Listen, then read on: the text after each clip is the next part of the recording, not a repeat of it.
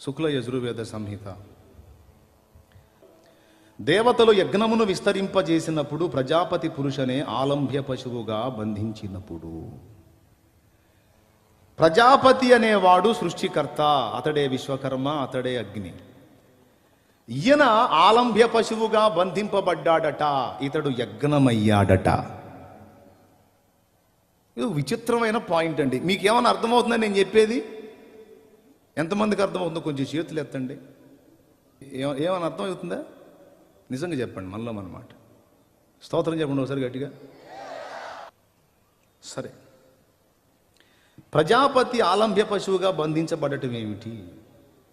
ఆయనతో దేవతలు యజ్ఞం చేయటం ఏమిటి? అసలు ఆయన పశువు అవ్వటం ఏమిటి అనేది ఒక డౌట్ నాకు.